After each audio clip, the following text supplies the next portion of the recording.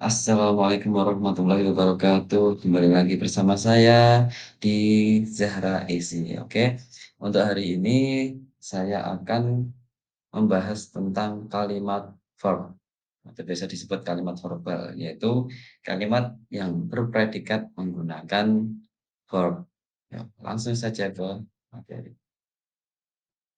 Nah, untuk kali ini yang pertama adalah dengan subjek jamak I, you, they, we, atau subjek orang atau benda yang jumlahnya lebih dari satu. Ingat ya, untuk subjek jamak.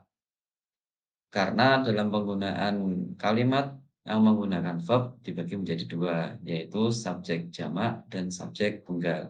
Di video kali ini saya akan membahas yang untuk subjek jamak. Yuk.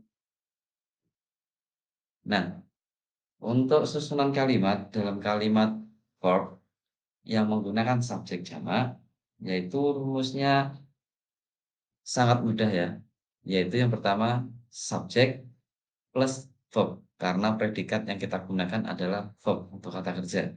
Cukup hanya subjek dan verb. Adapun nanti kalau mau menambah objek atau keterangan, itu terserah optional ya, bisa ditambahi atau tidak. Nah, tapi cukup dengan subjek dan verb itu sudah disebut kalimat. Oke, lanjut contohnya. Nah, di sini ada kalimat mereka berenang. Nah, mereka subjek, berenang adalah verb karena menunjukkan kegiatan atau aktivitas. Nah, adapun nanti ditambahi mereka berenang di mana, nah tinggal menambahkan saja. Contoh, mereka berenang. Mereka bahasa Inggrisnya they berenang swim. They swim. Kalaupun kalian mau menambahkan contoh, mereka berenang di Tirtayasa. Tirtayasa adalah salah satu nama kolam renang, contoh. Berarti they swim in Tirtayasa swimming pool. Nah, jadi untuk penambahan objek dan keterangan tempat ataupun keterangan waktu, itu tinggal menambahkan saja. Optional, boleh ada, boleh tidak. Tapi intinya namanya kalimat harus ada subjek plus predikat, cukup. Nah, karena ini sudah memenuhi syarat kalimat, jadi cukup dari sampai subjek plus verb saja. Nah, ini adalah kalimat positifnya, subjek plus verb. Nah, lanjut ke bentuk negatifnya. Nah, bentuk negatifnya kita hanya perlu menambahkan do not. Hanya perlu menambahkan do not di antara subjek dan verb. Oke, langsung ke contoh. Di positif sudah jelas kalimatnya they swim. Mereka berenang. Kalau di kalimat negatif berarti kan mereka tidak berenang. Nah, caranya seperti tadi hanya menambahkan do not di antara subjek dan verb. Jadi they do not swim. Nah, sangat mudah ya.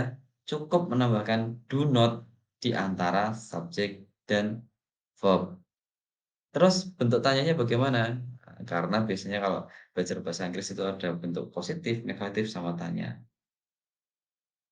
Nah, di bentuk tanya kita cukup memindahkan do ke depan subjek atau subjek ditukar dengan do gitu juga bisa.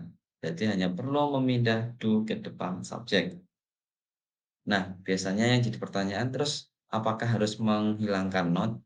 Nah, untuk belajar biasanya not dihilangkan biar tidak bingung. Jadi cukup memindahkan do ke depan subjek.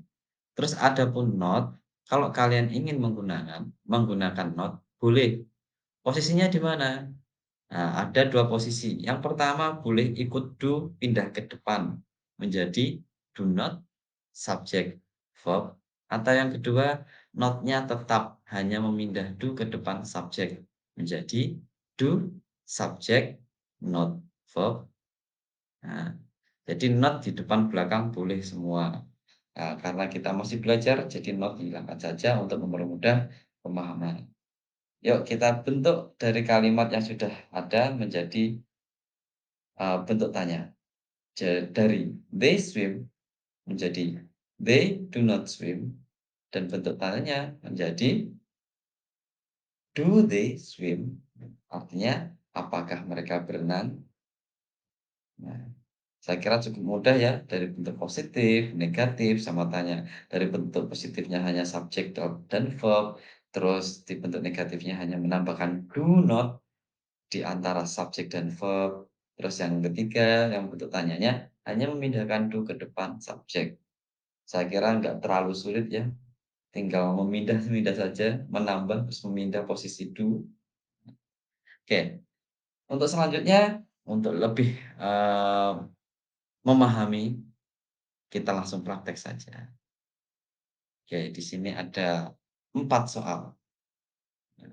Mereka belajar. Aku membaca komik. Andin dan Jaka bermain bersama. Kamu tidur di kamar. Nah, ini soalnya. Coba videonya di-pause dulu, terus dikerjakan. Oke, silahkan di-pause dulu. Oke, saya kira sudah cukup. Langsung kita lanjut ke pembahasan. Oke, mereka belajar, aku membaca komik, Andin dan Jaka bermain bersama, kamu tidur di kamar. Bahasa Inggrisnya adalah, nah, yang nomor satu, mereka belajar. Mereka, they, belajar, study. Langsung dimasukkan saja, they study. Oke. Yang nomor dua, aku subjek, membaca, verb, komik, benda. Nah, komik di sini sebagai objek.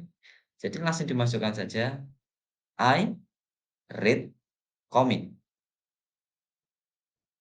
Yang nomor tiga, Andin dan Jaka. Nah, di sini kalau dia sebagai subjek, jangan dipisah ya.